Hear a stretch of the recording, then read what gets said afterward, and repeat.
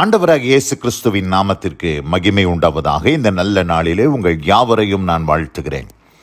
இந்த நாளின் தியானத்திற்கு என்று தெரிந்து கொள்ளப்பட்ட வேத பகுதி சங்கீதம் 93 சங்கீதம் 5 வசனம், Psalm 93 verse 5.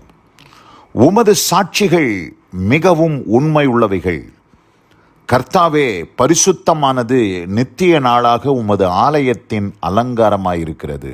ஆமென். பிரியமானவர்களே, நான் வாசிக்க கேட்டதான இந்த வார்த்தைகளிலே சங்கீதக்காரன் என்ன சொல்லுகிறார் என்றால், பரிசுத்தமானது நித்திய நாளாக உமது ஆலயத்தின் அலங்காரமாய் இருக்கிறது என்று சொல்லுகிறத நாம் பார்க்கிறோம். ஆங்கில வேதத்தில் வாசிக்கிறேன், holiness adorns your house, O Lord, forever. என்றென்றைக்கும் நித்திய காலமாக கர்த்தருடைய ஆலயத்தை அலங்கரிக்கிற ஒரு காரியம். பல காரியங்களை வர்ணம் பூசலாம், அதுக்கு கலர் கொடுக்கலாம், உள்ள தங்கத்தினாலையும் வெள்ளினாலையும் விலையேறப்பெற்ற கற்களினாலையும் அலங்கரிக்கலாம். ஆனால் அவைகளெல்லாம் அலங்கரிக்கப்பட்டிருந்தாலும் கர்த்தருடைய ஆலயத்தினுடைய அலங்காரம் எது அப்படின்னு பார்க்கும்போது, பழைய ஏற்பாட்டில் நம்ம பார்க்குறோம், சாலமோனுடைய ஆலயம் பிரம்மாண்டமாக இருந்துச்சு. ஆனால் அந்த ஆலயத்துக்கு ஒரு அலங்காரம் அப்படின்னா, உண்மையான அலங்காரம் எது அப்படின்னு பார்க்கும்போது, அந்த பரிசுத்தம்தான் மெய்யான அலங்காரமாய் காணப்படுகிறது. மெய்யான அலங்காரம் அதுதான் உண்மையான அலங்காரம். பரிசுத்தம் என்றால் வேறு ஒன்றுமல்ல, பிரித்தெடுக்கப்பட்ட ஒரு அனுபவம். அந்த ஆலயம் பாருங்க, அது பிரதிஷ்டை செய்யப்பட்டது, அர்ப்பணிக்கப்பட்டது, பிரித்தெடுக்கப்பட்டது, தனித்தன்மையுடையது. ஆதலால் அது பரிசுத்தமானது. அந்த ஆலயத்துக்குள்ளே வேறு எந்த விதமான ஆக்டிவிட்டீஸும் இருக்காது. அதில் வெறும் தொழுகை, பலி, ஆண்டவருக்கு செலுத்தப்படுகிற பலிகள், தூபங்கள், தொழுகை. அந்த இடத்துல பிராயச்சித்தம் செய்ய அந்த ஆலயம் அது ஏற்படுத்தப்பட்டிருக்கிறது. அப்படிப்பட்ட ஆலயத்துக்குள்ளே பரிசுத்தம்தான் அலங்காரமாக இருக்க வேண்டும்.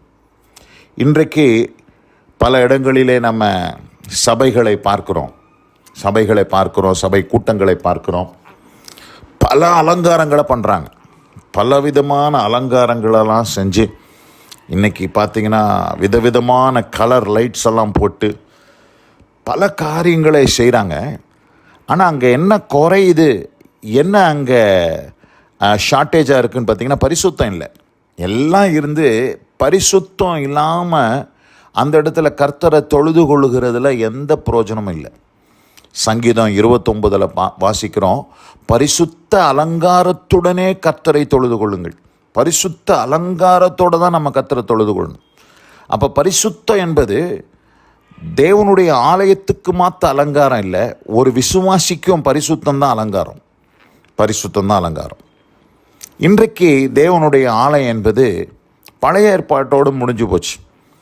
இந்த புதிய ஏற்பாட்டில், புதிய உடன்படிக்கையின் காலத்தில் ஆலயம் என்றால் யார்? ஆலயம் என்றால் வேறு யாரும் இல்லை, நீங்களும் நானும் தான் ஆலயம். 1 கொரிந்தியர் 3 வசனத்தை வாசிக்கிறேன். நீங்கள் தேவனுடைய ஆலயமாய் இருக்கிறீர்கள் என்றும் தேவனுடைய ஆவி உங்களில் வாசமாய் இருக்கிறார் என்றும் அறியாதிருக்கிறீர்களா? அப்போது தேவனுடைய ஆலயம் இன்றைக்கு இந்த புதிய உடன்படிக்கையின் காலத்தில் யார்? நீங்களும் நானும் தான் அந்த ஆலயம். நமக்குள்ளே தான் தேவன் வாசமாக இருக்கிறார். அப்போது நாம் அந்த ஆலயமாக இருக்கும்போது நம்ம எப்படிப்பட்டவர்களாக இருக்கணும்னா, பரிசுத்த அலங்காரம் நமக்குள்ளே காணப்படும். பரிசுத்தம்தான் அலங்காரம், வேறு அலங்காரம் நமக்கு தேவையில்லை. கிறிஸ்து தான் நமக்கு அலங்காரம்.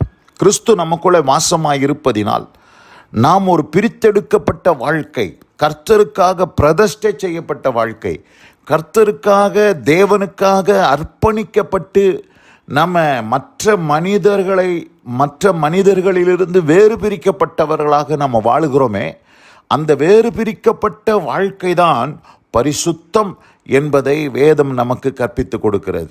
அப்படிப்பட்ட அலங்காரத்துடனே நாம் காணப்படும்போது அதுதான் தேவனுடைய ஆலயத்தினுடைய அலங்காரம். நித்திய நாளாக உமது ஆலயத்தின் அலங்காரமாக இருக்கிறது. அப்போது தேவன் என்ன சொல்லுகிறார் என்று சொன்னால், நீங்களும் நானும் அப்படிப்பட்ட அலங்காரத்தை உடையவர்களாக இருக்க வேண்டும் என்பதை தான் தேவன் விரும்புகிறார். வெளிப்படுத்தின விசேஷம் 21ஆம் அதிகாரத்துக்கு திருப்பிக் கொள்ளுவோம். இங்கே நாம் பார்க்கிறோம், சபையை நாம் பார்க்கிறோம். மகிமை அடைந்த சபை எருசலேம். எருசலேம் என்றால் மகிமை அடைந்த சபை. அந்த மகிமை அடைந்த சபை பரலோகத்தை விட்டு இறங்கி வருகிறதை நாம் பார்க்கிறோம். 21ஆம் அதிகாரம் வெளிப்படுத்தல் விசேஷம், ரெவலேஷன் சாப்டர் 21 verse 2. யோவானாகிய நான் புதிய எருசலேமாகிய பரிசுத்த நகரத்தை தேவனிடத்தினின்று பரலோகத்தை விட்டு இறங்கி வர கண்டேன். இந்த பரிசுத்த நகரம், இந்த எருசலேம் என்கிற சபை, எருசலேம் என்கிற ஆண்டவருடைய மனவாட்டி எப்படிப்பட்டவளாய் இருக்கிறார் என்று நாம் பார்க்கும்போது, பரிசுத்த நகரம் என்று இங்கு சொல்லப்பட்டிருக்கிறது. அது பரிசுத்த நகரம் மாத்திரமல்ல, தேவனிடத்தினின்று இறங்கி பரலோகத்தை விட்டு இறங்கி வர கண்டேன். அது தன் புருஷனுக்காக அலங்கரிக்கப்பட்ட மனவாட்டியை போல் ஆயத்தமாக்கப்பட்டிருந்தது. அப்போது அலங்காரம்னு பார்க்குறோம். இந்த இடத்துல தன் புருஷனுக்காக அது அலங்கரிக்கப்பட்டிருக்கு. என்ன அலங்காரம்? என்ன அலங்காரம்? அந்த இடத்துல பலவிதமான இந்த உலகத்திலே காணப்படுகிற அலங்காரங்கள் அல்ல. இன்றைக்கு மணவாளனாகிய இயேசு கிறிஸ்து மனவாட்டியாகிய சபையினிடத்தில் எதிர்பார்க்கிற அலங்காரம் பரிசுத்தத்தை தான் ஆண்டவர் விரும்புகிறார். அதனால தான் இந்த புதிய எருசலேமாகிய சபை பரிசுத்த நகரம் என்று அங்கு சொல்லப்பட்டிருக்கிறது. அது மாத்திரமல்ல, புருஷனுக்காக தன்னை அலங்கரித்து கொண்ட நகரம் என்று நாம் பார்க்கிறோம். பிரியமானவர்களே, இந்த அருமையான இந்த நல்ல நாளில் கூட இன்றைக்கு இருக்கக்கூடிய சபையில் பல காரியங்கள் இருக்கிறது. ஆனால் தேவன் சபையிலே இன்றைக்கு எதை எதிர்பார்க்கிறார் என்று சொல்லி நாம் பார்க்கும்போது, பரிசுத்த மனவாட்டியாக, கரைத்திரை பிழையற்ற பரிசுத்த மனவாட்டியாக சபை காணப்பட வேண்டும் என்பதை தான் தேவன் விரும்புகிறார். ஆனால் இன்னைக்கு சபைக்குள்ள எல்லாம் இருக்குது, எல்லாருக்கும் என்னென்னமோ இருக்குது. உலகத்தின் காரியம்லாம் சபைக்குள்ளே வந்துருச்சு. ஆனால் சபைக்குள்ள பரிசுத்தம் இல்லை. இது குறைவாக இருக்குது, குறைந்து காணப்படுகிறது.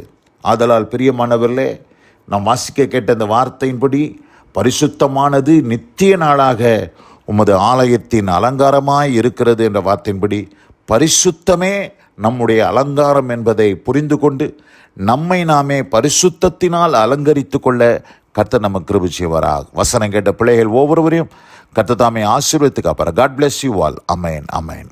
நாம் ஜெபிப்போம். எங்கள் அதிகமாய் நேசிக்கிற எங்கள் அன்பின் பரலோக பிதாவே, பரிசுத்தமானது நித்திய நாளாக உமது ஆலயத்தின் அலங்காரமாய் இருக்கிறது என்ற வார்த்தையின்படி, பரிசுத்த நகரமாகிய எருசலேம் பரலோகத்தை விட்டு இறங்கி வரும்போது அது பரிசுத்த நகரம் என்று அங்கே சொல்லப்பட்டு இருக்கிறது. அது தன் மணவாளனுக்காக தன்னை அலங்கரித்து கொண்ட சபை என்று நாம் பார்க்கிறோம். அந்த அலங்காரம் வேறு ஒன்றும் அல்ல, பரிசுத்தமே அதனுடைய அலங்காரம் என்று இந்த நாளிலே நாங்கள் தியானிக்க கிருபை செய்தீர். நாங்களும் ஆண்டவரே, உம்முடைய சபையாக, உம்முடைய ஆலயமாக நாங்கள் இருக்கிறபடினாலே பரிசுத்தம் எங்களுக்குள்ளே காணப்பட பரிசுத்தத்திற்கு எங்களை அர்ப்பணித்து ஒப்பு கொடுக்கிறோம். வசனம் கேட்ட பிள்ளைகள் ஒவ்வொருவருக்கும் அப்படிப்பட்ட அனுபவத்தை தாரும்.